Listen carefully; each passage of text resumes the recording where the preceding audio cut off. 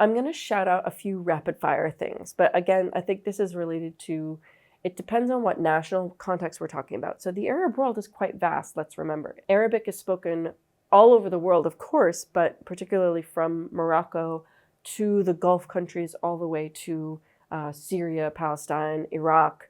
So those countries have experienced lots of political and social events in the 20th century. I will shout out just a few. So the one is the Nakba from 1948. So that's the establishment of the State of Israel when over 700,000 Palestinians were driven out of and ethnically cleansed from Palestine. So the Nakba is a big topic. The Free Officers' Coup in Egypt in 1952.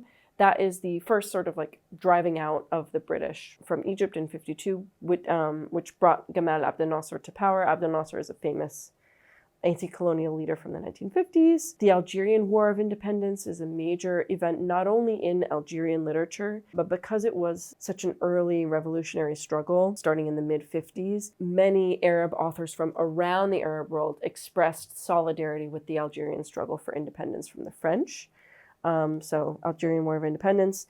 The Six-Day War from 1967 also had a major impact on Arabic literature, and some critics argue that you really start to see sort of modernist experimental techniques happening in Arabic fiction in particular following 1967 because it was such a disillusionment for what was once a sort of triumphant anti-colonial Arab world. The Lebanese Civil War, ironically, despite all the suffering and horror that it engendered, it also opened a space for, again, experimental literature, particularly by women. Some of the great experimental Arabic novels are by women reacting to the Lebanese Civil War. That's from 1975 to 1992. Another major event in Arabic literature was the Infitah.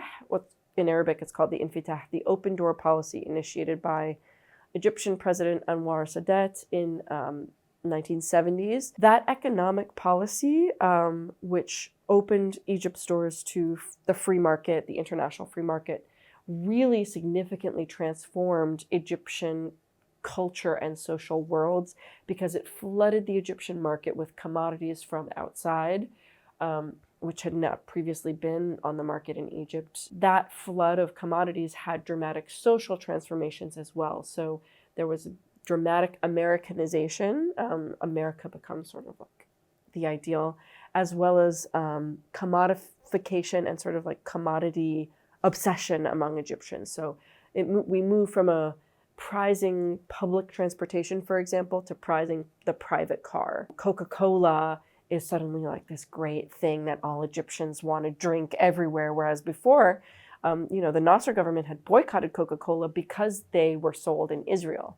And so there was this desire to, express Arab solidarity. That all goes out the window with Sadat, dramatically transforms Egyptian literature. I'll just also shout out the Arab Spring from 2011, which was such a hopeful period that it generated a lot of new works, but then also led to so much disappointment with the results, of, these dictators are toppled, and then all of a sudden we have even stronger and more forceful military dictators coming into power. So there's, again, extreme disillusionment, somewhat comparable to what was felt among Arab cultural producers after 1967. So that's just a few major flashpoints from the history.